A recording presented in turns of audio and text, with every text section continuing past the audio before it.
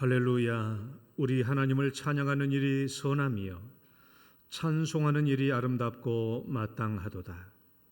그가 별들의 수요를 세시고 그것들을 다 이름대로 부르시는도다.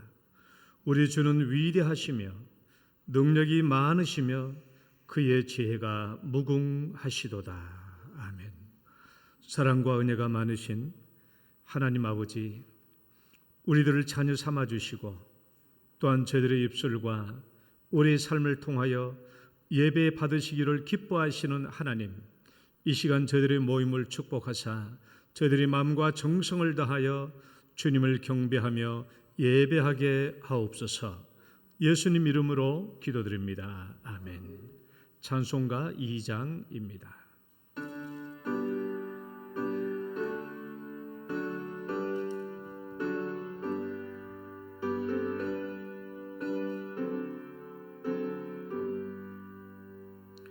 찬양 성부 성자 성령 성삼위일체께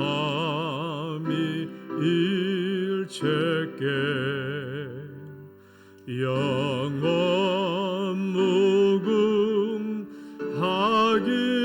무궁하기까지 영광을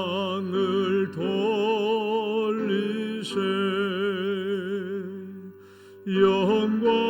영광을 돌리세.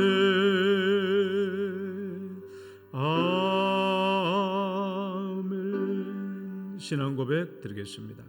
전능하사 천지를 만드신 하나님 아버지를 내가 믿사오며 그 외아들 우리 주 예수 그리스도를 믿사오니 이는 성령으로 잉태하사 동정녀 마리아에게 나시고 본디오 빌라도에게 고난을 받으사 십자가에 못 박혀 죽으시고 장사한 지 사흘 만에 죽은 자 가운데서 다시 살아나시며 하늘에 오르사 전능하신 하나님 우편에 앉아 계시다가 저리로서 산자와 죽은 자를 심판하러 오시리라.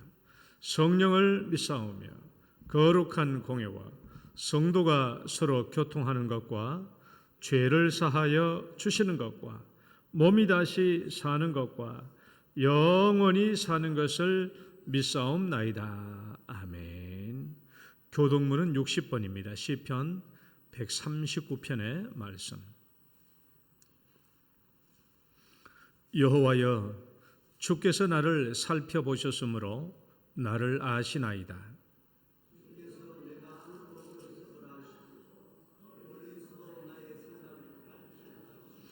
나의 모든 길과 내가 눕는 것을 살펴보셨으므로 나의 모든 행위를 익히 아시오니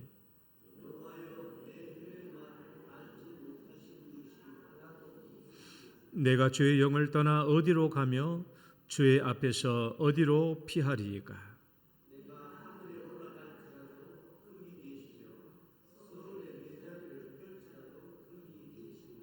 내가 새벽 날개를 치며 바다 끝에 가서 거주할지라도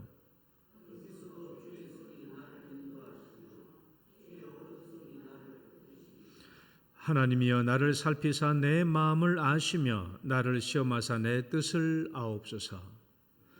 무슨 악한 행위가 있나 보시고 나를 영원한 길로 인도하소서. 아멘. 앉으셔서 찬송가 29장입니다.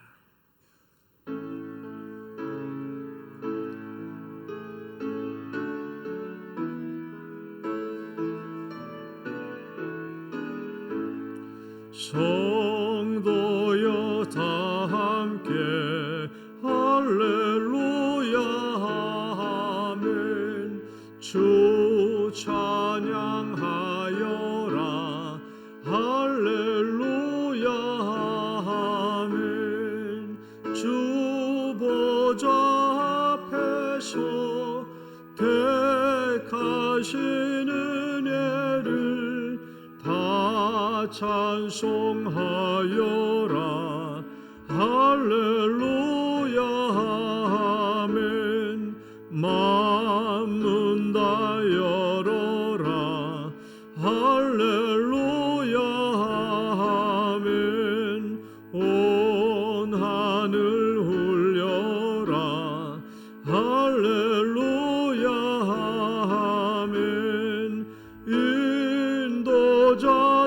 되시며 친구가 되신 주 그 사랑 끝없다.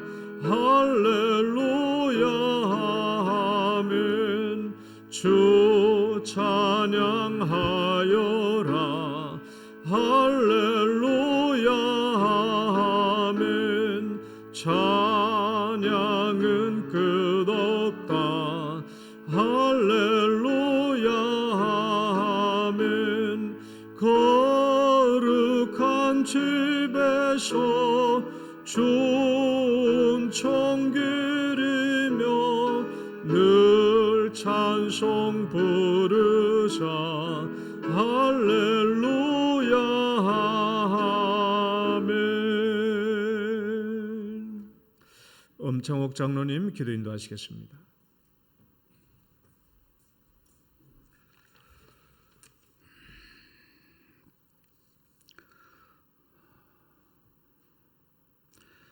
하늘에 계시는 나의 아버지 하나님, 오늘 주의 날을 맞이해서 영동의 식구들이 하나님께 감사의 예배를 드리기 위하여 모였습니다.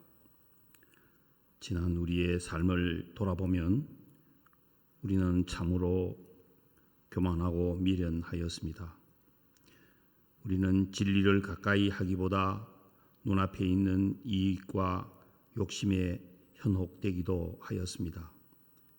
그럼에도 불구하고 하나님은 사랑의 날개로 우리 성도들을 보호해 주셔서 오늘 영과 육이 모두 살아서 이 예배당에 올라와 함께 예배 드리게 됨을 진심으로 감사를 드립니다. 하늘의 별들의 수를 세시는 하나님, 지금 우리나라는 어두운 터널을 통과하고 있습니다. 국민의 안녕은 어디 가고 없고 권력을 향한 욕망의 불길만이 더 높으며 서로가 서로를 소리 높여 정죄하고 있어서 올바름이 무엇인지 분간하기 어려운 깜깜한 밤과 같습니다. 하나님, 이 나라를 도와주시고 하나님의 백성을 지켜주시옵소서.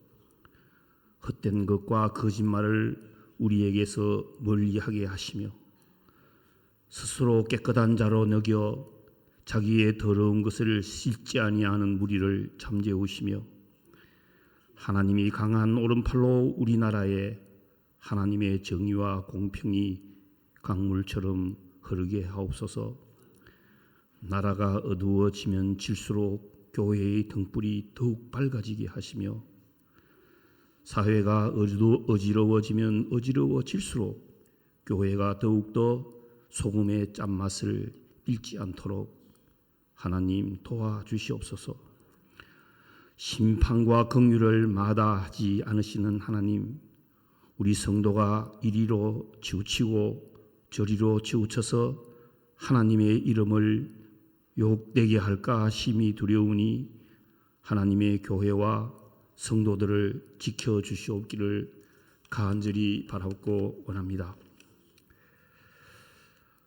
하나님, 오늘 또 영동교회에서 어린 영혼들이 하나님으로부터 나오는 말씀을 일용할 양식으로 삼으며 자라고 있습니다. 교회의 학교를 축복하여 주시어서 가르치는 자나 가르침을 받는 자나 모두 영적으로 매일매일 자라나게 하옵소서. 교회의 오늘을 있게 하신 믿음의 선배님들을 축복하시옵소서. 연로하신 어른들의 육신의 건강과 하나님의 나라를 앙모하는 영혼의 건강을 붙들어 주셔서 예배와 기도로 이 성전을 오랫동안 섬길 수 있도록 도와주시옵소서. 하나님, 우리 교회에서 은혜롭게 진행되고 있는 목장 모임을 축복하여 주시기를 간절히 기도드립니다. 우리 교회의 10개의 목장마다 말씀을 익히고 삶을 나눌 때 성령께서 함께하여 주시옵소서. 하나님, 영동 마을문화교실에도 하나님의 손길을 간구합니다. 인간이 하는 일이 되지 않게 하시며 이웃마을 사람들을 넉넉히 품는 큰 너티나무처럼 교회의 문이 활짝 열려서 지나가는 행인들이나 그 어떤 소자라도 평안히 들어올 수 있도록 우리 교회를 겸손하게 하옵소서. 하나님, 우리 영동교회 교역자들에게 말씀의 은사를 허락하옵소서. 전하는 말씀이 각 부서에서 생명을 소생시키는 역사가 일어나서 그 부서가 부흥되게 하옵소서. 오늘 이 예배 시간에 말씀을 들고 서신 문평율 목사님의 말씀에 큰 은혜를 간구합니다. 목마른 사슴이 물을 얻듯이 이 예배에 참석한 우리 모두에게 다시는 목마르지 않는 생명의 말씀이 되게 하옵소서. 이제 예배가 시작되었습니다. 하나님, 이 예배를 지켜주시옵소서. 어떤 사탄도 예배를 방해하지 않도록 에덴 동산을 지키시는 활용검으로 우리의 마음과 영혼을 지켜주셔서 목사님으로부터 받은 오늘의 말씀 마음밭에 심어 일주일을 넉넉히 살아가게 하옵소서. 죄로 인해 심히 부패한 우리를 십자가의 보혈로 정결케 하신 하나님의 아들 우리 주 예수 그리스도의 이름으로 간절히 기도드렸습니다. 아멘.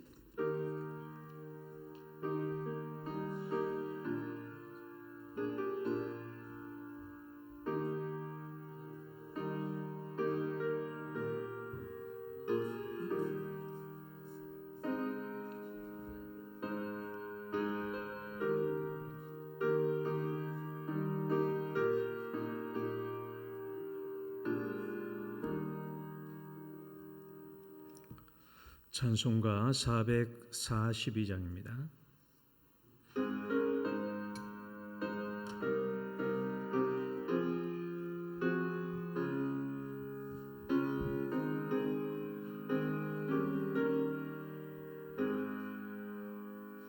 저 장미꽃 위에 이술 아직 맺혀 있는 그때 귀에 흐르는 소리 들리니 주 음성 분명하다. 주님 나와 동행을 하면서 나를 친구 삼으셨네. 우리 서로 받은 그 기쁨은 알 사람이 없도다. 그 청아한 주의 음성 우는 새도 잠잠케 한다. 내게 들리던 주의 음성이 늘 귀에 쟁쟁하다. 주님 나와 동행을 하면서 나를 친구 삼으셨네. 우리 서로 받은 그 기쁨은 알 사람이 없도다. 밤 깊도록 동산 안에 주와 함께 있으려 하나. 괴로운 세상에 할 일 많아서 날 가라 명하신다.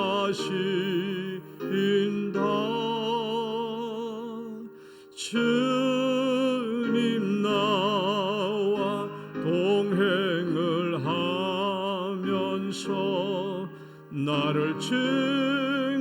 삼으셨네.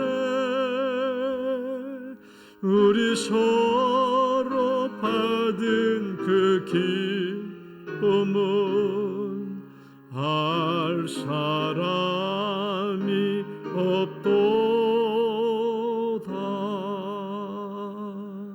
아멘. 오늘 주신 말씀 베드로후서 1장 16절에서 21절까지 보겠습니다. 베드로후서 1장 16절.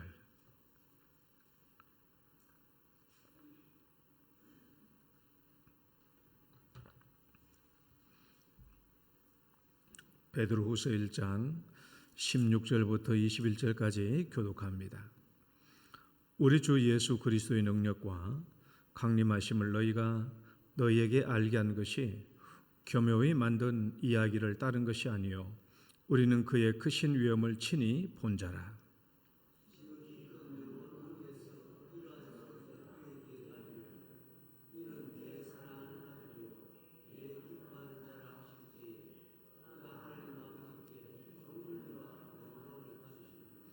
이 소리는 우리가 그와 함께 거룩한 산에 있을 때 하늘로부터 난 것을 들은 것이라.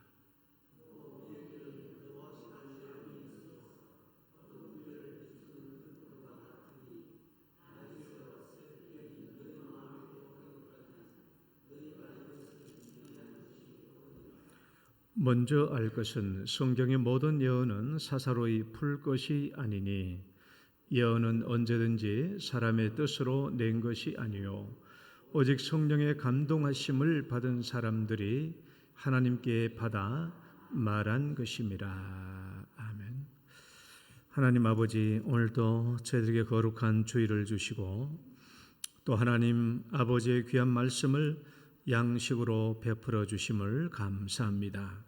오늘도 이 말씀을 통하여 우리가 하나님께 은혜를 입게 하시며 우리가 하나님의 말씀 가운데 든든히 서는 신앙이 되게 하여 주옵소서.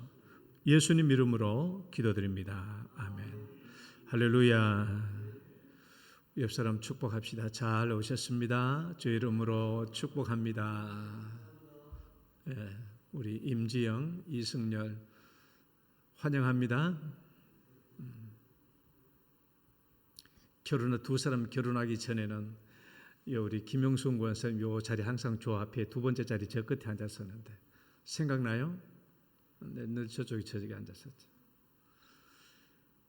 감사합니다. 오늘 또 주일날 올라오신 여러분 주 이름으로 환영하고 축복합니다. 진리에 대하여 우리가 취해야 할 자세, 오늘은 두 번째입니다. 우리가 12절부터 마지막 21절까지는 진리에 대해서 우리가 어떤 자세를 취해야 될 것인가에 대한 말씀으로 오늘은 두 번째 우리가 16절부터 마지막 절까지 봅니다. 따라봅시다. 체험보다 말씀이 더 중요하다. 오늘 우리가 진리에 대하여 가져야 할 두 번째 자세는 어떤 신비한 체험보다도 하나님의 말씀이 더 중요하다라는 것을 중심으로 말씀을 전하려고 합니다. 우리가 예수님과 관계된 진리를 얘기하면은 6단계예요. 예수님의 탄생, 예수님의 공생애, 십자가의 죽으심, 부활, 승천, 재림 이렇게 나눠요. 이 6가지 단계 중에서 무엇이 가장 중요할 것 같아요? 탄생, 공생애, 십자가의 죽으심, 부활, 승천, 재림. 뭐가 제일 중요해요? 네, 다 중요하지만 다 중요합니다. 이 6가지 중에 한 가지만 빠져도 구원이 성취되지 않아요. 안 돼요. 다 중요합니다. 다 중요한데 이 중에서 우리가 마지막 재림이 있잖아요. 재림이 우리 기독교 신앙에서 주는 그 의의가 뭐냐, 그 위치가 뭐냐라고 했을 때 재림은 우리 기독교 신앙 구원의 완성이고 기독교 신앙의 완성이고 인류 역사의 완성이 되는 지점이 있어요. 마지막 끝부분이죠. 우리가 성경에서 마지막 책이 성경 66권 마지막 책이 요한계시록. 요한계시록 중에서 마지막 장이 몇 장? 22장. 자, 요한계시록 22장 중에 마지막 장 중에서 가장 마지막 절이 뭐냐? 가장 마지막 절. 자, 이것들을 20절 한번 읽어봐. 이것들을 시작. 이것들을 증언하신 이가 이르시되 내가 진실로 속히 오리라 하시거늘 아멘. 주 예수여 오시옵소서. 강림이에요, 강림. 예수님의 재림. 우리가 신약 성경에는 재림이라는 단어가 없다고 그랬어요. 강림 또는 다시 오신다.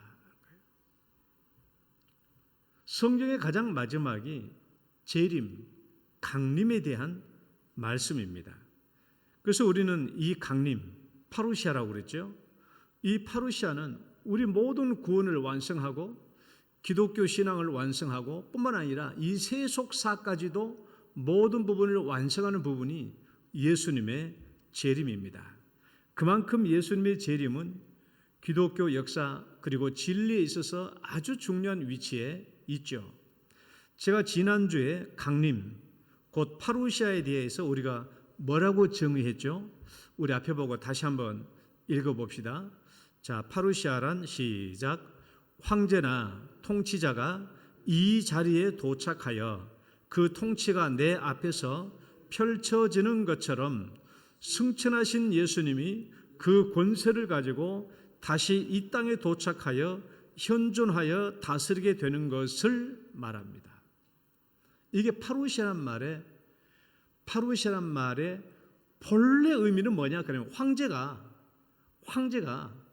내가 있는 이 자리에 도착해서 내 앞에 서서 황제의 권위로 통치가 이루어지는 것을 파루시아라고 말했는데, 이것을 우리가 예수님께 적용하면 뭐예요?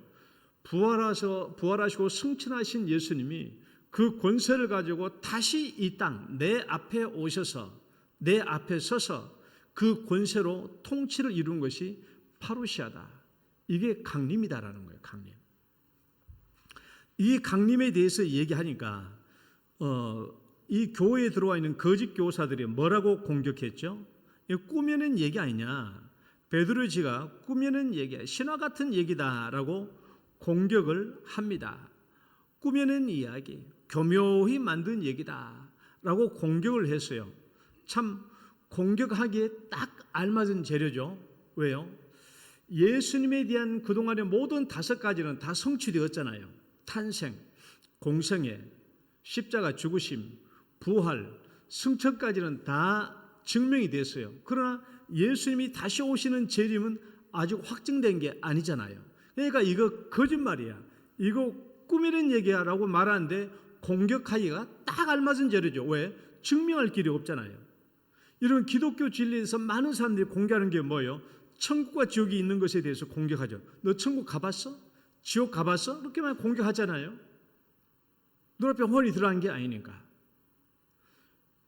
베드로 사도에게 많은 사람들이 이거 예수님의 강림하심에 대한 것은 꾸미는 얘기다라고 공격했습니다. 그러니까 많은 사람이 이 얘기를 들으면, 이 공격하는 사람들의 말을 들으면 흔들리죠. 왜? 아니, 대체 어떻게 재림이 있을 수 있어? 아니, 눈에 보이 천국 진짜 있는 거야? 없는 거야? 흔들립니다. 그러니까 그걸 가지고 계속 공격을 하는 것이죠. 이렇게 공격을 했을 때 베드로 사도가 오늘 무엇으로 확실한 증거를 보여줬습니까? 확실히 보여준 것은 이제 17절부터 보면은 변화산 사건을 가지고 이것을 증명을 해요. 변화산 사건.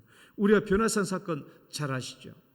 예수님께서 사도 베드로, 요한, 야고보 이 세 사람을 데리고 거룩한 산에 올라갔을 때 거기에서 예수님의 육체가 변모했다. 예수님의 육체가 변모했어요. 예수님의 육체가 변모했다란 말은 지상의 인간적인 육체가 천상의 거룩하고 영화로운 육체로 바뀐 것을 얘기해요. 옷을 바꿔 입은 것이 아니라 우리 지상적인 육체인데, 지상적인 육체가 전혀 다른 천상의 거룩한 영광된 모습으로 변화된 것을 얘기해요. 그게 누구가 같이 있었어요? 엘리야가 있었고 모세가 같이 와서 이 얘기한 모습을 본 거예요. 이것을 제시한 겁니다. 예수님이 평소에 뭐라고 말씀하시냐 그러면, 예수님이 너희 중에 어떤 제자들은 죽기 전에 이 땅에서 하나님의 나라가 임할 것을 볼 자들도 있느니라 라고 얘기했는데 그 얘기한 6일 뒤에 이 사건이 있었던 거요. 말씀 읽어봐요. 엿새 후에 시작. 엿새 후에 예수께서 베드로와 야고보와 그 형제 요한을 데리고 높은 산에 올라가셨더니 그들 앞에서 변형되사 그 얼굴이 해같이 빛나며 옷이 빛과 같이 휘어졌더라. 변형되다라는 이 말은 메타몰포. 우리 손예린 장로님 아시겠죠? 우리가 은유를 메타포라고 그러잖아요. 메타포. 이 메타몰포인데 메타몰포란 뜻이 뭐냐? 다른 형상으로 바뀌다, 다른 형상으로 변하다, 다른 형상으로 변형하다라는 뜻이에요. 이게 여기서 나온 말이 은유죠. 메타포예요. 메타포. 내 마음은 호수요라고 했을 때 내 마음이 뭘로 바뀌어요? 호수로 바뀐 거예요. 전혀 다른 걸로 바뀐 거예요. 이게 변하다는 말의 뜻입니다. 그러니까 예수님의 지상의 육체가 완전히 천상의 영화롭고 거룩한 육체로 완전히 바뀐 것을 얘기해요. 그러면 이것이 왜 재림에 대한 증거가 되냐라는 거예요. 왜 베드로는 이것을 예수님의 재림, 강림하심에 대한 명백한 증거로 제시했냐? 물론 이것이 예수님이 말씀하신 대로 예수님의 파루시아를 예표하는 사건이기 때문에 그래요. 하나님의 나라가 이 땅에 임할 것을 볼 자들도 있느니라 라고 했을 때 이 땅에 임한다라는 거예요. 파루시아를 예표하는 거예요. 변화산의 사건이.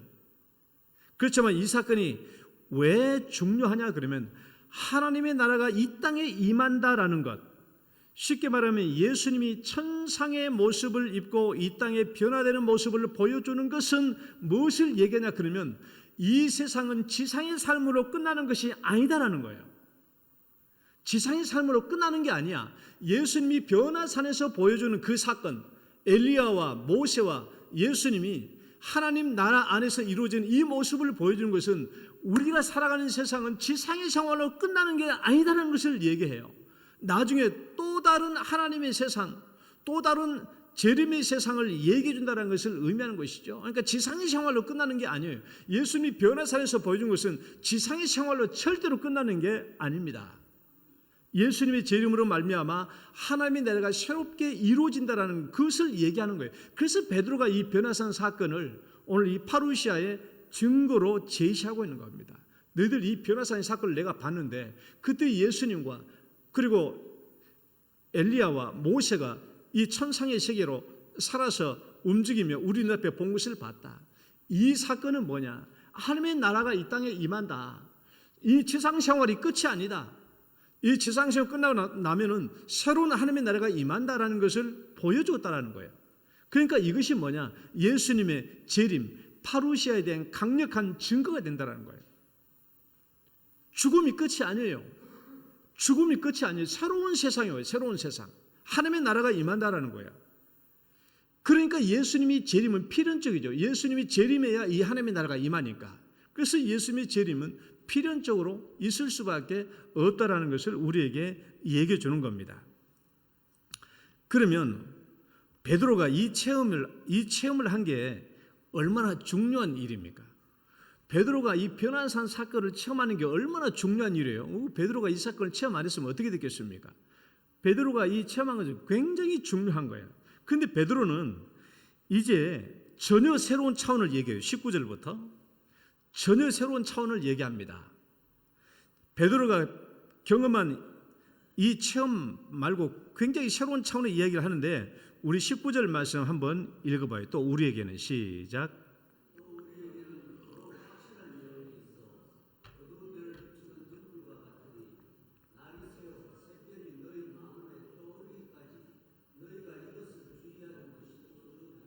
오늘 중요한 말씀은 체험보다 더 확실한 것이 있다.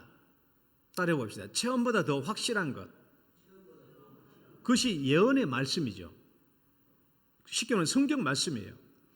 오늘 베드로는 뭘 얘기하고 있냐 그러면 자신이 변화산 체험을 무엇과 비교하고 있냐 그러면 예언의 말씀과 비교하고 있어요.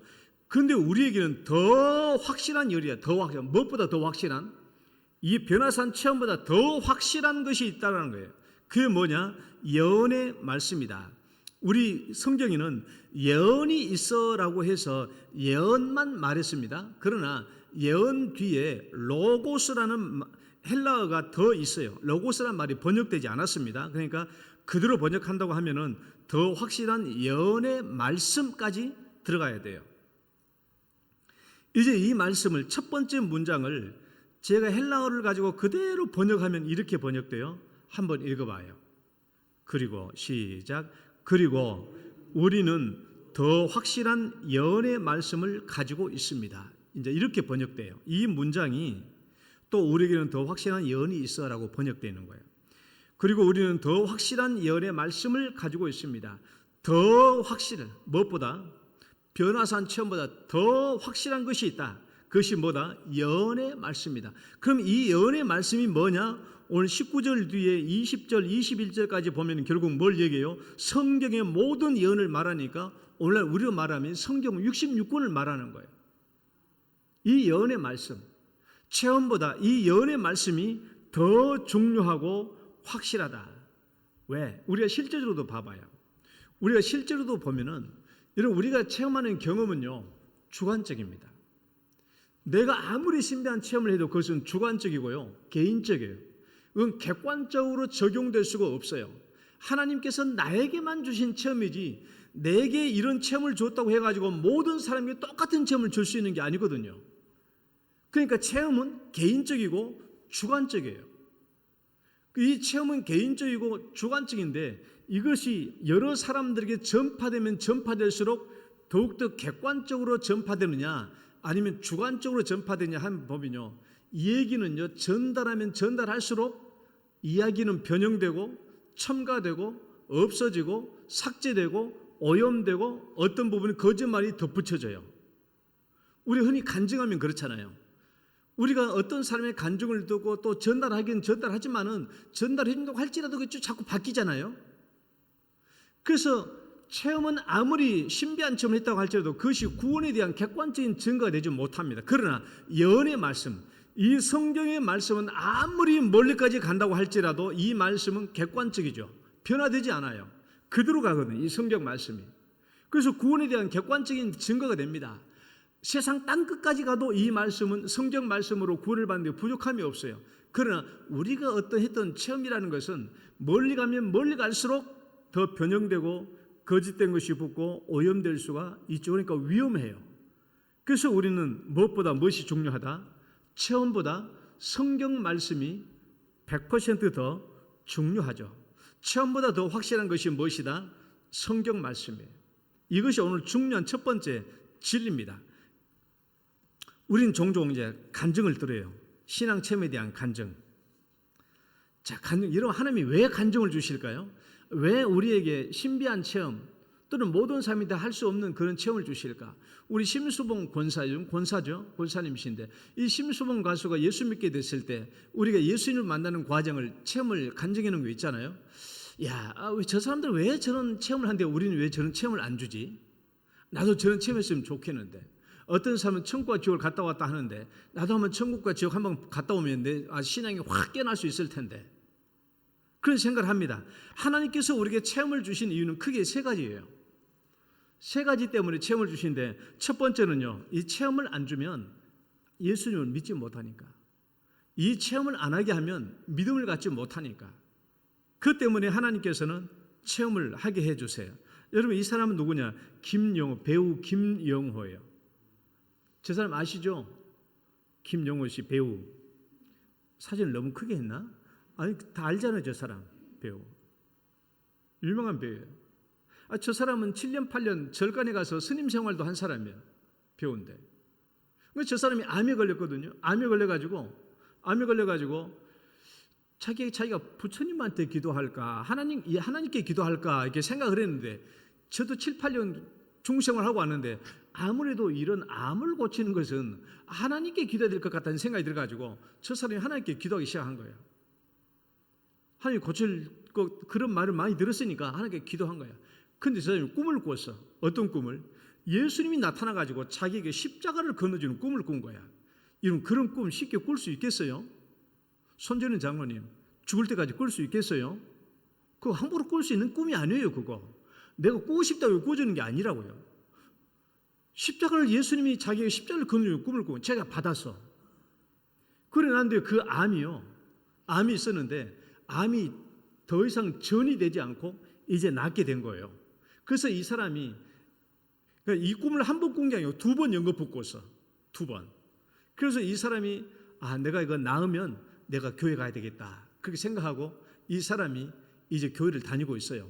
모르겠습니다. 얼마만큼 진실하게 다닌지 모르겠지만은 이런 체험을 하게 하는 이유는 뭐예요? 이런 체험이 없으면 안 믿죠. 이런 체험이 없으면 안 믿으니까 주는 거예요. 그런데 우리에게는 왜 그런 체험을 안 줘요? 우리에게는 그런 체험을 안 줘도 믿는 순수한 마음이 있으니까 우리에게는 줄 필요가 없는 거예요. 만약에요, 교회에 오는 모든 사람들이 이런 체험을 해야 된다고 생각해 봐요. 우리 영동교회 200명 성도들이 출석하는데 200명 성도가 한 150명 정도는 이런 체험을 했다고 쳐봐요. 그럼 체험 못하는 50명은요, 다 구원 못 받았다고 생각해요. 그럼 다 실족하죠. 나중에 교회 안 나오게 될 거야. 체험이 중요한 게 아니에요. 하나님의 말씀으로 구원받는 것이 훨씬 더 중요합니다. 또 체험을 주는 2번째 이유는 뭐냐? 그러면 영적 성장과 성숙을 위해서 줘요. 영적 성장과 성숙을 하도록, 또는 잘못된 믿음을 깨우치고 새로운 올바른 믿음으로 갈 수 있도록 우리에게 특별하고 신비한 체험을 주기도 합니다. 하기도 해요. 우리가 현신의 권사님의 우리가 천국과 지옥의 간격을 너무나 많이 잘 알고 있죠. 현신의 원사님이 이제 북쪽 사람이지만은 이 남쪽에 와서 이제 신앙생활을 하면서 이제 예수 믿고 죽었어. 완전히 죽었는데 천국에 간 거야. 그러니까 막 천국을 향한 어떤 계단을 올라가고 있는데 거기 예수님 같은 분이 계셨어. 그러니까 현신의 원사님이 뭐라고 그랬어요? 예수님한테 예수님 저 현신입니다 그랬어요. 현신의 권사님이 지상에 있을 때 얼마나 많은 병자를 고쳤습니까? 여러분, 우리는 어떤 사람 앞에 놓고 막 100일이고 막 1000일이고 막 죽게 아니면 살기로 기도해야 나슬똥말똥 하는데 현신의 권사님이 손 얹어놓고 기도만 하면 낫거든요. 이제 이것은 신유의 은사라고 그래요. 신유의 은사. 조용기 목사님은 믿음의 은사라고 해요. 자기가 나는 신유의 은사가 아니고 믿음의 은사라고 그랬어요. 그러니까 믿음으로 선포하는 거야. 당신 나을 것입니다. 믿음으로 선포한 것이고, 10명 중에 7명은 안 낫고 3명 정도 낫고 그렇죠. 현신의 권사님은 손 얹고 기도하면 나아요. 이게 신유의 은사예요. 얼마나 많은 사람 병자를 고치고 얼마나 많은 사람이 복음을 전했습니까? 얼마나 많은 사람이 현신의 권사 때문에 예수 믿고 하나님 믿었습니까? 그 현신의 권사님이 예수님한테 그러면 예수님 저 현신입니다라고 말하니까 예수님이 난 너 모른다고 그랬어요. 아니 예수님, 내가 예수님의 이름으로 수많은 병자를 고치고 수많은 사람들에게 복음을 전하고 예수님 믿게 한 현신입니다라고 말하니까 예수님이 대답이 네가 언제 내 이름으로 나를 위해서 일했느냐? 내 이름을 가지고 네가 장사하는 게 아니냐? 장사한 것 아니냐라고 그렇게 책망한 거예요. 그러니까 여기서 현신의 권사님이 푹 꼬꾸라지고 회개한 겁니다. 잘못했다고. 다시 한번 기회를 달라고. 그래서 이제 회개를 예수님이 받아주시고 난 뒤에 현신의 권사님이 물어봤다고 그러잖아요. 조용기 목사님 아시냐고. 그러니까 예수님 뭐라고 그랬어요? 나 그 사람 모른다고 그랬어요. 그러면 영락교회 한경직 목사님 아십니까? 라고 물으니까 예수님이 가만히 생각하더니 그래 알 듯도 하다라고 대답하신 거예요. 그럼 예수님이 충영교회 김창인 목사님 아십니까? 하니까 내가 그 사람 잘 안다라고 얘기했어요. 그리고 한국에 내노라는 대형교회 목사님들 이름을 다 물어봤는데 예수님이 나 모른다라고 얘기한 거예요. 그때 마저 현신의 권사님이 문목사라고 해서 문평률 목사 아세요? 말하고 물어봤으면 완전히 똥통 낼 뻔했죠. 여러분, 지금 여러분 예수님한테 가가지고 저 손지는데 예수님 아십니까? 라고 물어보면 뭐라고 대답할까요? 저는 100% 예수님이 모른다라고 얘기할 거예요. 저 유명한 조용기 목사도 모른다고 하는데, 저 유명한 한경직 목사님도 알똥말똥 한다고 그러는데, 이 작은 교회 손지른 장로를 하나님이 어떻게 알겠다고 그러겠어요? 그 문평률 목사 아십니까? 라고 물어보면 예수님이 뭐라고 대답하겠어요? 한 번도 들어본 적이 없다고 말하겠죠. 여러분 오늘 이 시간 잘 생각해요. 나는 100% 장담한데요. 여러분 예수님이 여러분의 이름 들으면 내가 안다라고 말할 수 있는 사람은 없다라고 100% 여러분 생각하는 것이 맞는 말이에요. 신앙생활 돌이키지 않으면 안 됩니다. 이 신앙 이대로 가면요. 구원 못 받을 가능성이 높아요. 정신 바짝 차리고 다시 회복하지 않으면 안 됩니다. 그래서 예수님이 이 현순의 이 권사님을 너 다시 내려가라라고 이제 얘기했어요. 내려가라 하면서 말한 것이 저 세상에 가면은 고영순이라는 권사가 있다. 고영순, 김영순이 아니고요. 고영순이라는 권사가 있다. 그 권사가 벙어리인데 말 못하는데 그 벙어리를 이제 낫게 해주고 내 사명을 감당케 하라라고 얘기해 준 거예요. 그 신문 봐봐요. 그래서 저 사람을 찾습니다. 요 밑에 그냥 고영순 권사인데, 그래서 국민일보에 신문을 내요. 우리 현신의 권사님이 신문에 광고를 내서 이 고영순 권사를 찾죠. 그 어느 집회에서 진짜 만났어요.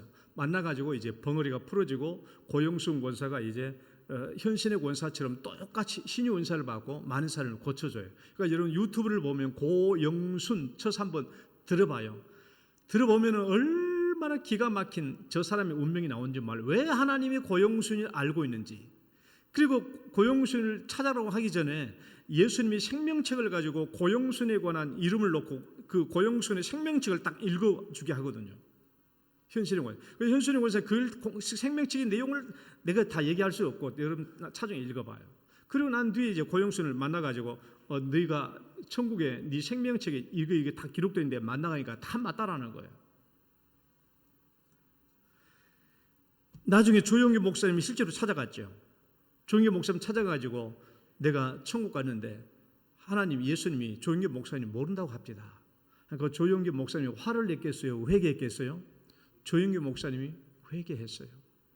조용기 목사님이 회개하고 그동안 자기가 착복했던 돈을 가지고 뭘 만들었냐 그러면 뉴스에 보면 나와요. 착복했던 돈을 가지고 서울 구로공단 있죠. 서울 구로공단에 가가지고 거기서 엘림 복지타운을 건립해요. 엘림 복지타운 찾아보면 나와요. 조인규 목사님이 테이프 자르고 하는 그 기공식 하는 거 나와요. 그리고 난 뒤에 현신의 권사님은 예수님이 가장 잘한다라고 얘기했던 김창인 목사님이 운동하고 있었던 북한 성교회에 자기의 전 재산 32억을 다 헌금했어요. 완전히 새롭게. 그 당시에 32억이면 지금 몇 억 정도 되겠어요? 한 500억 정도 되지 않을까? 다 드린 거예요. 우리 신앙을 바르게 하고 고치기 위해서 하나님께서는 우리에게 뭘 줘요? 신앙을 체험하게 할 수도 있어요. 그 다음에 셋째는요, 우리에게 특별한 사명을 주기 위해서 신비한 체험을 하기도 해요. 사도 바울이 다메섹 도상에서 부활하신 예수님을 만난 것이나, 그래서 이방인에게 복음 전도 사명을 주시죠. 또 미국의 하버드 대학교 신경외과 의사였던 이분 알렉산더가 쓴 책 나는 천국을 보았다라는 이 책을 봐봐요. 아무리 바빠도 전 책들은 읽어볼 필요가 있어요. 미국의 하버드 신경외과 교수가 자기 하버드대 병원에서 죽었어. 그러니까 자기 동료 의사들이 막 죽었네라고 다 판정을 한 거야. 근데 이 사람은 그때 천국 갔어. 천국 가가지고 자기의 과거의 삶과 현재의 삶을 다 본 거예요. 그래서 이 사람이 깨어나가지고 뭐 해요? 예수 믿는 운동을 시작을 하잖아요. 자, 내가 이 체험이 중요한 것을 말하는 게 아닙니다. 여러분, 체험은 이렇게 우리에게 중요해요. 그럼에도 불구하고 사도 베드로가 우리에게 뭐라고 얘기했냐? 이런 체험받아도 뭐가 더 중요하다? 기록된 성경 말씀이 더 중요하다는 거예요. 이런 체험이, 이런 신비한 체험, 이런 중요한 체험이 있다고 할지라도 이런 체험보다도 성경이 더 중요하다. 한 줄 성경 말씀이 더 중요하다는 거예요. 여러분, 이 말씀이 왜 곧 하나님이시거든요. 성경이 곧 하나님이시기 때문에 이 기록된 성경이 훨씬 더 중요하다는 거예요. 그래서 우리는 우리 첫 번째 줄 말씀, 그리고 우리는 더 확실한 열의 말씀을 가지고 있습니다라는 이 말씀을 통해서 우리는 성경에 대한 진리의 자세, 이걸 두 가지를 가질 수 있어요. 첫 번째는요, 체험보다 성경의 말씀을 더 우위에 두어야 돼요. 따라해봐요. 체험보다 말씀을 더 우위에 둬야 돼요. 그다음에 두 번째, 신앙의 기준은 성경 말씀이지 우리 체험이 아닙니다.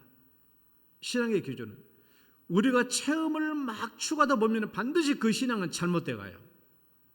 신앙을 막 그 신비한 체험을 추구하지 말고 자꾸 성경을 읽어야 돼요. 성경을.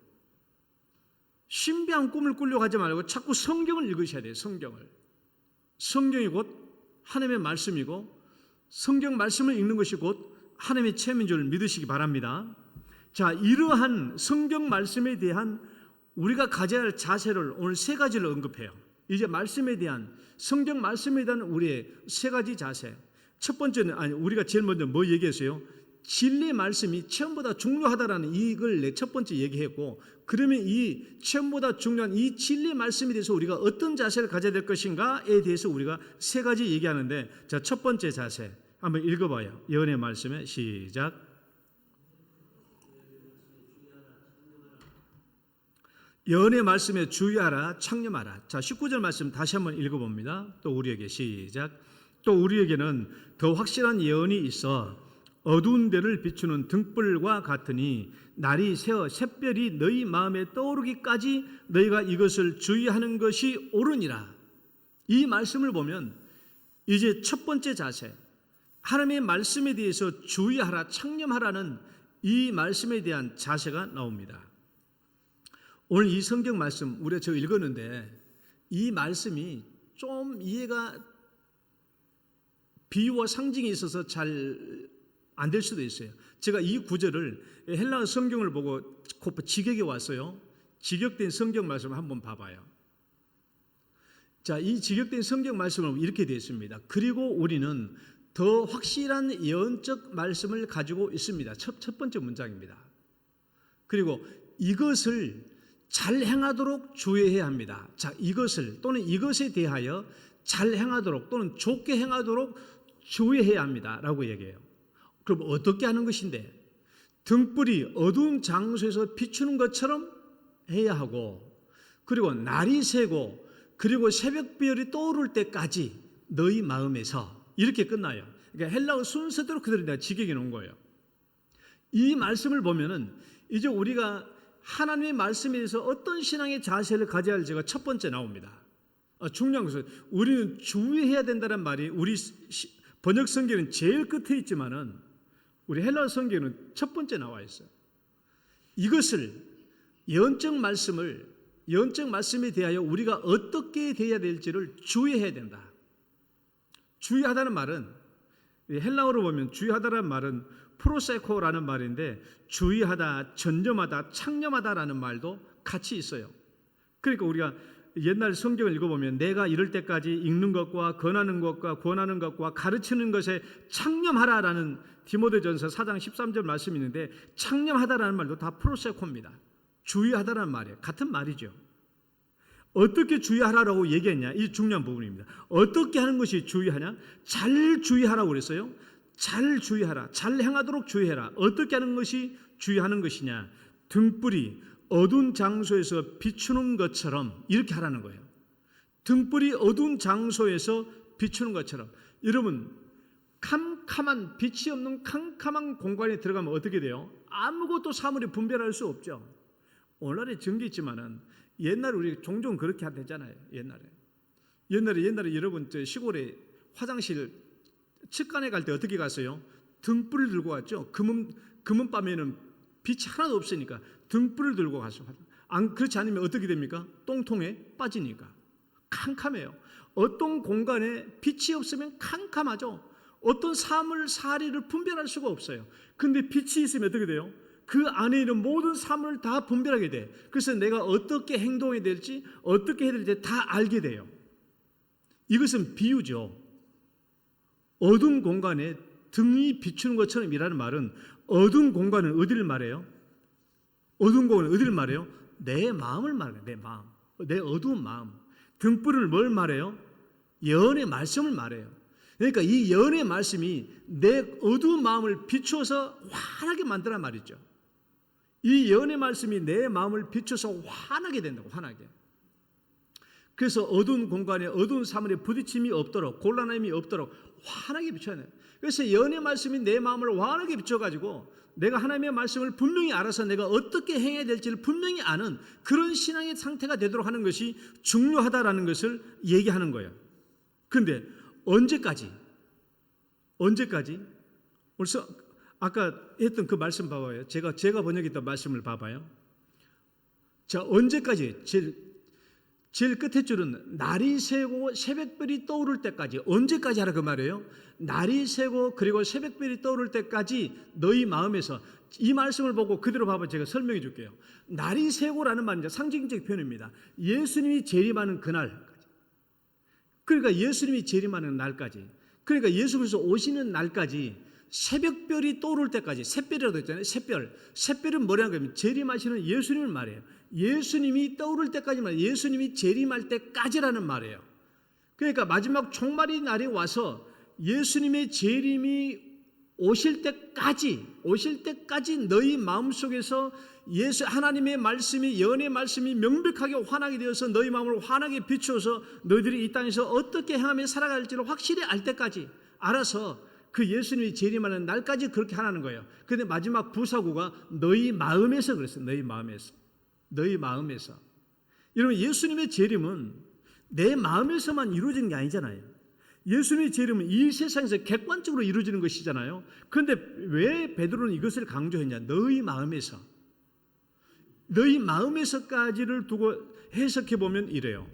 예언의 말씀에 대한 첫 번째 이 중요한 자세는 뭐냐 그러면 너희 캄캄한 마음이, 예언의 말씀이 들어와서 너희 마음이 환하게 비춰지고 이제는 너희가 하나님의 이 말씀을 가지고 무엇을 어떻게 해야 될지를 바르게 알 수 있도록 하는 것이 너희들이 이 어떤 예언에 대한, 말씀에 대한 준비한 자세인데, 언제까지? 예수님이 재림하셔서 이 땅에 오실 때까지. 어디서? 또 너희 마음 속에서.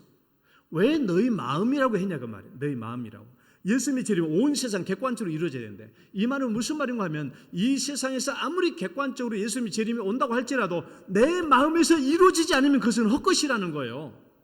그러니까 가장 먼저 예수님의 재림은 내 마음에서 확실하게 이루어져야 되는 거예요. 내 마음에서. 아무리 세상에 재림이 이루어진다고 할지라도 내 마음에서 재림이 확실해지지 않으면 어떻게 돼요? 아무 쓸데없는 일이잖아요. 그래서 예수님의 재림이 내 마음에서 샛별, 예수님의 재림이 내 마음에서 확실하게 일어날 때까지 진리의 말씀이 네 마음을 비추게 하라. 그래서 진리의 말씀에 주의하라. 진리의 말씀에 창념하라. 이것이 첫 번째 중요한 자세입니다. 여러분, 이것을 예수님은 뭐라고 표현했냐? 이런 신앙의 자세를 예수님은 그러므로, 읽어봐요. 그러므로 깨어있으라. 시작. 그러므로 깨어있으라. 어느 날에 너희 주가 임할는지 너희가 알지 못함이니라. 또 그런즉 깨어있으라. 너희는 그날과 그때를 알지 못함이니라. 여러분, 예수님은 깨어있으란 말로 말씀하셨죠. 이건 베드로식의 표현이에요. 이 말씀이. 그러면 두 번째, 예언의 말씀을 사사로이 풀지 말아라고 말합니다. 20절 말씀 읽어봅니다. 먼저 알 것은, 시작. 먼저 알 것은 성경의 모든 예언은 사사로이 풀 것이 아니니. 사사로이 풀지 말라. 사사로이 풀다. 사사로이란 말은 이디오스란 말은 헬라어예요. 이디오스. 자기 자신에게 속한, 내 자신에게 속한, 부사로는 개인적으로 또는 개별적으로라는 말이거든요. 그러니까 이디오스란 말, 사사로이란 말은 뭐냐 그러면 이 말씀이 네 것인 양 네 마음대로, 네 생각대로, 네 철학대로 풀어내지 말라라는 거예요. 왜? 이것은 네 말이 아니고 하나님의 말씀이니까. 하나님의 말씀이기 때문에 네 생각대로, 네 철학대로, 네 마음대로 풀지 말라라는 것이죠. 우리는 성경을 해석할 때 가장 중요한 게 뭐죠? 저자의 의도예요. 하나님이 왜 이렇게 말씀을 기록하셨지? 저자의 의도를 가장 중요하게 생각하며 말씀을 풀죠. 그러나 우리는 이 하나님의 말씀을 그렇게 풀어야 되는 이유, 사람의 뜻대로 풀어서는 안 되는 이유, 언제든지 예언은 사람의 뜻으로 낸 것이 아니기 때문에, 사람의 뜻으로 낸 것이 아니니까 내 생각대로, 내 주장대로 풀어내는 그런 실수를 범해서는 안 돼요. 손재는 장로님은 그렇게 할 수 있는 확률이 굉장히 높아요. 왜? 문학평론가이니까. 문학작품은 어때요? 문학작품은 저자의 의도도 중요하지만은 다른 사람들이 생각지 않은 새로운 방식으로 이 문학작품을 해석하는 것이 굉장히 중요하잖아요. 그럴수록 잘했다고 칭찬을 받거든요. 이게 문학평론이에요. 그러니까 성경 공부를 하다 보면 손지른 장로님의 풀어낸 생각은 굉장히 우리하고 차원이 달라요. 생각이 아주 달라. 굉장히 문학적 상상이 잘못됐다는 말이 아니라 생각이 굉장히 차원이 달라요. 보면. 그러나 이것은 하나님의 말씀이기 때문에 사람이 듣고 사람의 생각으로 풀이해서는 절대로 안 된다. 사사롭게 풀어서는 안 된다. 성경 말씀을 사사롭게 푸는 대표적인 사람이 지난주에도 내가 누구라고 그랬죠? 도올 김용옥이라고 그랬어요. 도올 김용옥이는 얼마나 박학다식합니까? 얼마나 철학이고 얼마나 배운 게 많습니까? 그러니까 이 사람은 성경을 풀 때 자기 생각으로 다 풀어. 자기 생각으로. 기독교는 이 사람의 생각은 뭐냐? 아무리 성경을 자기가 풀어도 이 사람은 절대로 종말도 없다, 재림도 없다고 생각합니다. 도올 김용옥이 가지고 있는 세계관이 어떤 세계관이요? 주역의 세계관이에요. 주역의 달인이잖아요, 이 사람이. 주역은 종말이 있어요, 없어요? 주역의 종말은 없어요. 기정과 미정. 쉽게 말하면 변증법적이에요. 있고 종말이 온과 동시에 새로운 삶이 시작돼. 그러니까 이 생은 새롭게 계속 진행되는 것이 주역의 관점이에요. 그러니까 이 도올 김용옥 얘기를 들어봐요. 맨날 기독교 비판에서 뭐라고 그래요? 기독교인들은 항상 종말로 사람들을 위협하고 협박한다. 마음에 안 들면 무조건 종말을 외쳐가지고 사람들을 협박하고 지옥으로 협박한다라고 그런 말을 많이 해요. 그리고 이 사람이 했던 예수의 주기도문, 세상에서 가장 이상한 기도. 아무튼 이 사람의 모든 생각은 우리하고 차원이 달라. 지 생각대로 푸니까 그래. 지 생각대로. 다른 거예요. 여러분 유튜브를 보면은요. 유튜브를 내리시고 너진똑이라는 유튜브 알아요? 유튜브 너진똑 따라해봐요. 너진똑. 무슨 너 진짜 똑똑하다 그 말이거든요. 너진똑이라는 그 콘텐츠가 있는데 이 사람이 뭐냐면 책을 읽고 리뷰해 주는데요. 책을 읽고 리뷰해 주는 콘텐츠인데 세상에 구독자가요 147만 명이에요. 그럴 수 있어요? 여러분 책 리뷰하는 대부분의 콘텐츠를 보면요 많으면 뭐 10만 명, 20만 명이에요. 이 사람의 책 리뷰 콘텐츠는 구독자만 147명이에요. 이 사람이 많은 책을 리뷰했습니다. 뭐 불교도 리뷰하고 뭐 논어도 리뷰하고 많은 책을 리뷰했는데 기독교를 피하면 안 될 것 같아요. 이 사람이 굉장히 반기독교적인 인물이거든요. 너진똑이 반기독교 인물인데 내가 싫어한다고 해가지고 기독교를 리뷰하면 안 되지. 그래서 기독교를 리뷰하기 위해서 성경을 읽기 시작해요. 성경을 읽기 시작합니다. 성경을 계속 읽다 보니까 모르잖아요. 그러니까 주석책을 사가지고 계속 읽으면서 또 읽어요. 왜? 모르는 것을 리뷰할 수는 없으니까. 알고 리뷰해야 되니까. 그래서 성경 말씀을 계속 읽다 보다 이 사람이 거듭나 버린 거야. 이 그림 봐봐요. 성경 리뷰하다 예수 믿게 된 썰. 이 사람이 이거 찾아 들어가서 읽어보시라고. 성경 리뷰하다가 예수를 믿게 된 거예요. 자기 보니까 성경이 거짓말이 아니거든. 말씀 오다가 거듭나 버렸어. 그래서 이 사람이 성경을 리뷰하려고 하다가 예수 믿게 되었고 지금 교회를 나가요. 이 사람이. 그럼 최근에는 뭘 올렸냐 그러면 불신자들을 위한 그 다음 거 봐봐요. 무신론자를 위한 성경 구약을 무신자를 위해서 리뷰해 놓은 게 있어요. 너진똑 147만 명이잖아요. 구독자는 147만 명인데 조회수는 몇 만이라고요? 176만이에요. 엄청나게 많은 영향을 끼치고 있죠, 이 사람이. 그런데 이 사람이 얘기를 들어보면요, 우리 기존 목회자들, 기존 신학자들이 설명하는 것과는 좀 달라요. 차원이 좀 다릅니다. 왜? 누구에게도 뭘 듣고 성경을 리뷰한 게 아니고 자기가 스스로 깨달아서 한 것이니까 기존의 목회자나 신학자들이 말하는 건 좀 차원이 다릅니다. 그러나 이것은 교리적으로 틀린 게 아니에요. 그 차원이 좀 다른 적용이기도 해요. 설명이기도 해. 그러니까 이 사람의 새로운 생각은 교리를 부정하는 것이 아니라 훨씬 더 우리가 기존에 알고 있는 생각보다도 새로운 것을 깨닫게 해주는 내용입니다. 이게 좋은 거예요. 성경을 우리가 사설에 풀지 말라고 해가지고 적용 자체를 사설롭게 하지 말라는 말이 아니고 성경을 읽되 우리가 얼마든 창조적으로 새롭게 적용해서 하나님의 말씀에 더 가깝게 다가가고 성장 성숙해 되지 않겠습니까? 그런 의미에서 너진똑은 굉장히 차원이 다르고 새로운 깨우침을 우리에게 주는 게 사실이에요. 그 다음에 세 번째 마지막 성경에 대한 자세 세 번째 읽어봐요. 성경은 시작. 다시 한번 성경은 66권으로 완성된 하나님의 말씀이에요. 성경은 66권으로 완성되어 있어요. 구약 39권, 신약 27권, 39, 27 합치면 66권이에요. 67권이 아닙니다. 66권으로 이미 성경은 완성되었어요. 이 완성된 성경에 대해서 성경은 절대로 하나님의 말씀에 더하거나 덜하지 말라고 그랬죠? 더하거나 덜하지 말라고 그랬어요. 엊그제 잠언서에도 그 새벽기도 때문에 그 말씀이 나왔는데, 자, 이 성경 말씀 같이 읽어봅시다. 신명기부터 읽어봐요. 시작. 내가 내게 명령하는 말을 너희는 가감하지 말고 내가 내게 내리는 너희 하나님 여호와의 명령을 지키라. 또 신명기 12장 시작. 내가 내게 명령하는 이 모든 말을 너희는 지켜 행하고 그것에 가감하지 말지니라. 여러분, 신명기는 성경의 첫 번째 책이죠. 창출 내민신 모세오경 첫 번째 책이에요. 그럼 성경 마지막 책이 뭐예요? 요한계시록이에요. 요한계시록 마지막 장이 몇 장이라고요? 22장이에요. 마지막 장 22장 아멘 주 예수 속히 오시옵소서라는 그 말씀 바로 앞에 마지막 부분이 그 부분이 요한계시록 20장 18절 19절이에요. 읽어봐요. 시작. 내가 이 두루마리의 예언의 말씀을 듣는 모든 사람이 증언하노니 만일 누구든지 이것들 외에 더하면 하나님이 이 두루마리에 기록된 재앙을 그에게 더하실 것이요 만일 누구든지 이 두루마리의 예언을 그 말씀에 제하여 버리면 하나님이 이 두루마리에 기록된 생명나무 및 거룩한 성의 참을 제하여 버려. 하나님의 말씀을 가감하지 말라라는 거예요. 성경의 처음부터 마지막까지 성경을 가감하지 말라. 여러분, 어떤 사람이 성경의 한 구절을 빼고 싶다면 왜 빼려고 할까요? 도정희 권사님이 성경을 막 읽는데 이 한 절을 빼고 싶어. 왜 빼고 싶어요? 내 마음에 안 드니까. 내 마음에 안 드니까 빼고 싶은 거예요. 또 성경을 막 보는데 여기다 한 구절 이 성경 구절 넣으면 딱 좋겠네. 딱 좋겠어. 왜 그래요?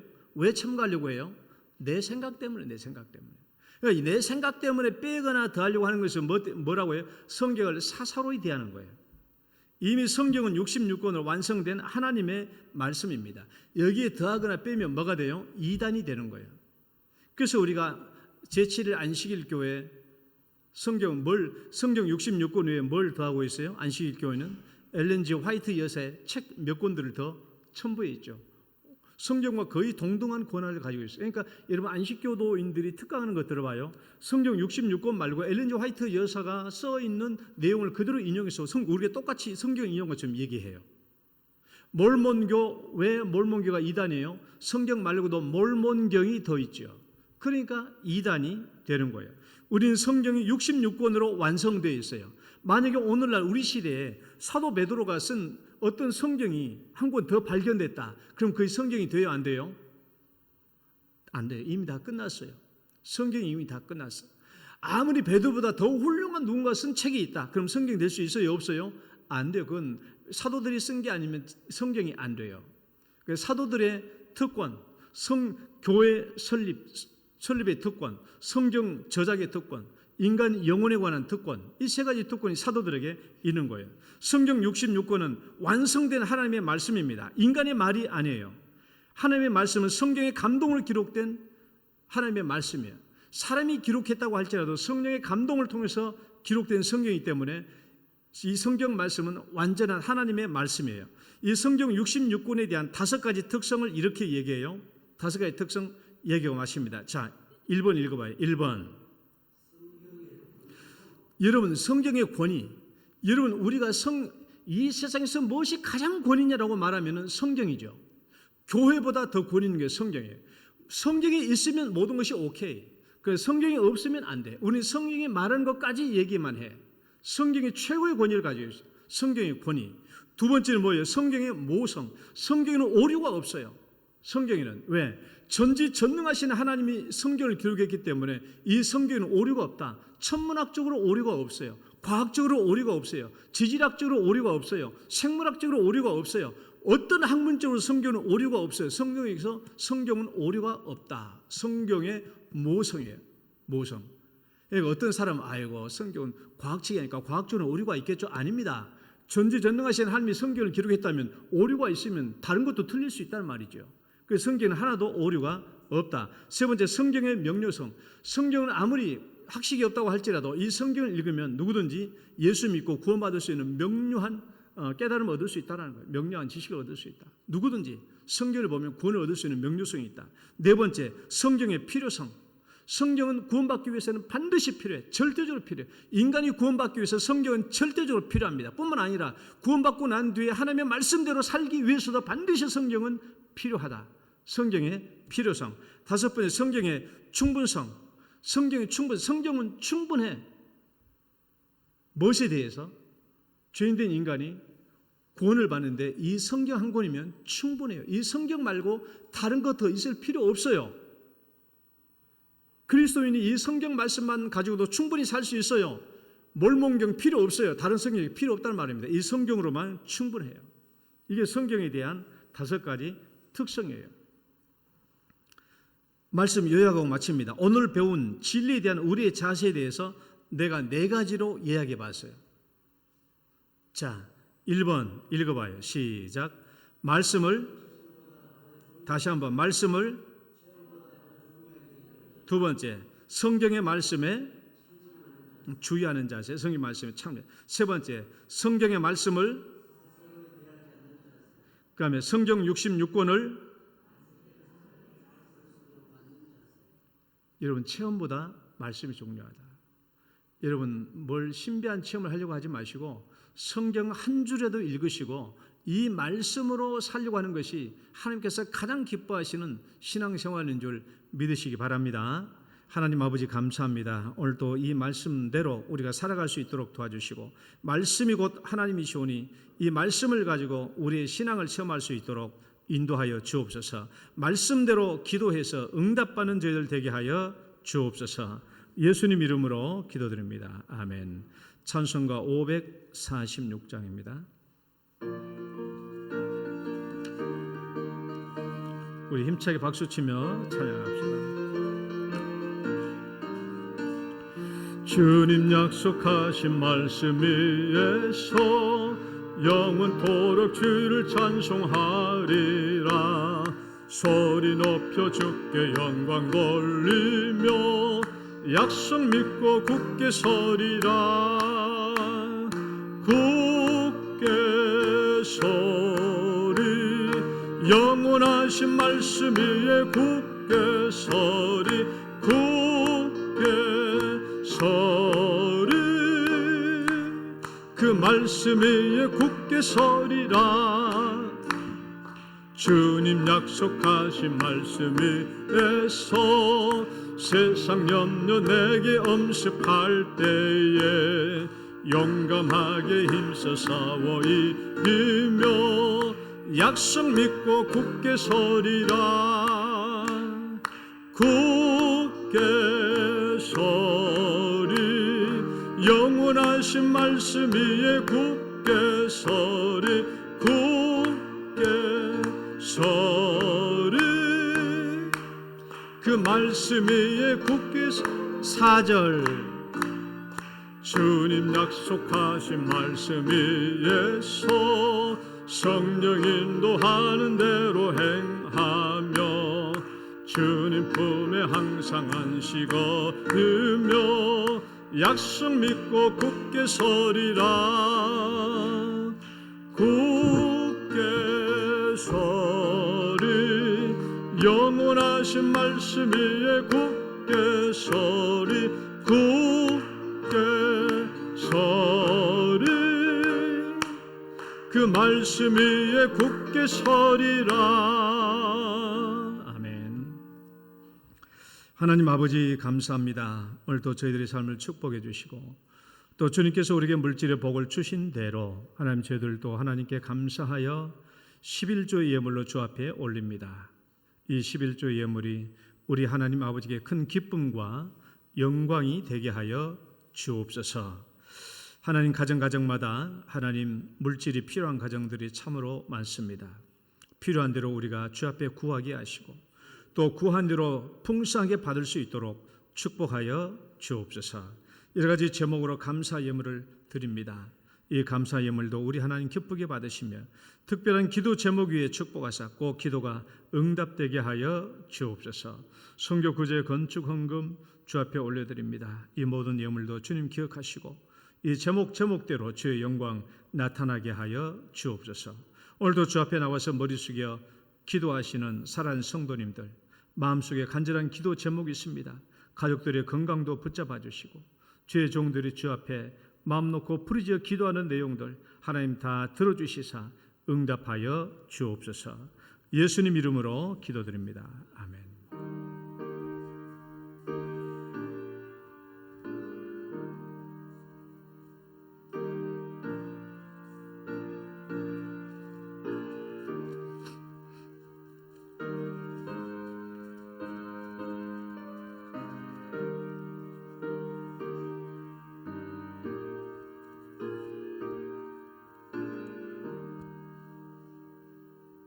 교회 소식 잠깐 보겠습니다. 우리 4번을 보시면 55년사 발간 기념 영동교회 홈커밍데이, 영동교회 55년사 발간을 축구하고 영동교회 역사와 관련된 성도님들을 함께 초청해서 미래 비전을 다지는 홈커밍데이를 개최합니다. 2025년 5월 31일 토요일 오후 2시입니다. 조직위원장은 송국달 장로님, 부위원장은 조주철, 엄창옥 장로님들이 앞장서서 일을 진행하도록 하겠습니다. 또 여러분들도 이 일을 위해서 많이 또 기도해 주시기를 바랍니다. 자, 우리 축복송 찬양 들으시고 축도로 예배 마치겠습니다. 당신은 소중한 사람.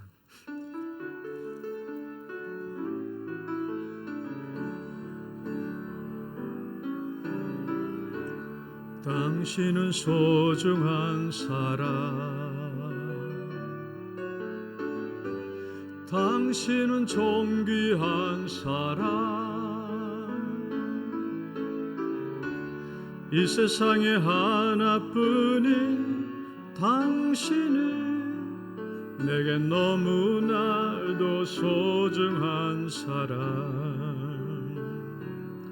그런 당신을 사랑해요.